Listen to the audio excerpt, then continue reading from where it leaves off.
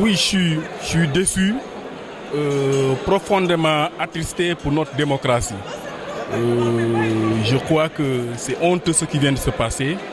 Nous assistons à des collègues députés qui, sans pour autant prendre en compte aujourd'hui l'importance de ce qu'ils représentent pour ce pays, se sont mis à exécuter un mot d'ordre venant de l'exécutif. Déjà qu'il y a un problème de la séparation des pouvoirs. Mais ça, c'est un point. Mais ce qu'il faut retenir de façon essentielle est que nous avions à la tête de l'État, un chef d'État très peu courageux. Un chef d'État qui ne veut pas aller aux élections avec ses potentiels adversaires. Et la raison pour laquelle il est en train de cibler tous les adversaires qui pourraient l'empêcher en 2019 de remplir pour un deuxième mandat. Il a commencé avec Karim Wade.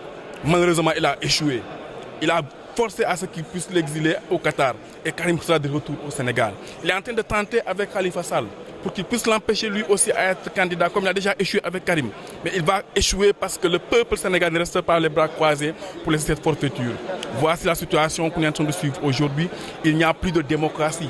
Le Sénégal n'est pas ce pays qui était la vitrine de la démocratie d'alors. Le président Macky Sall nous rend 50 ans en arrière depuis qu'il est dans ce pays-là. Et aujourd'hui, nous constatons malheureusement que nous n'avions plus de justice. Certes, il y a de bons juges, certes, il y a des magistrats qui ont leur indépendance, mais le système judiciaire aujourd'hui n'a pas son indépendance.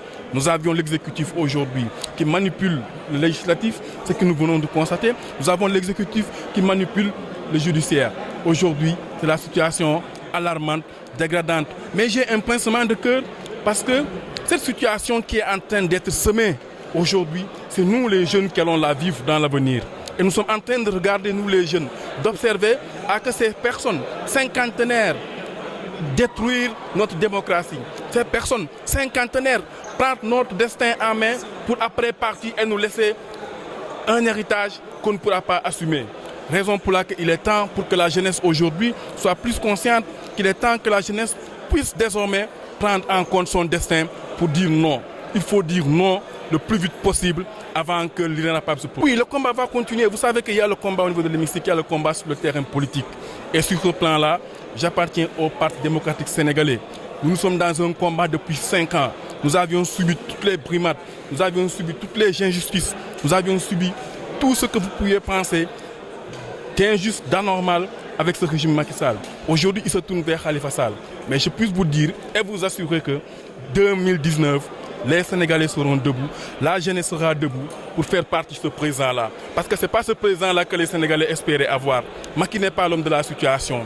En plus de ne pas être l'homme de la situation, en plus de ne pas rendre reluisant la situation économique de ce pays-là, c'est un président qui n'ose pas s'assumer, qui veut aller aux élections en éliminant ses adversaires politiques. Et dans aucune démocratie, on ne peut l'accepter. Dans aucune démocratie, on ne peut le tolérer. Et je crois que les Sénégalais sauront prendre leurs responsabilités devant cette situation.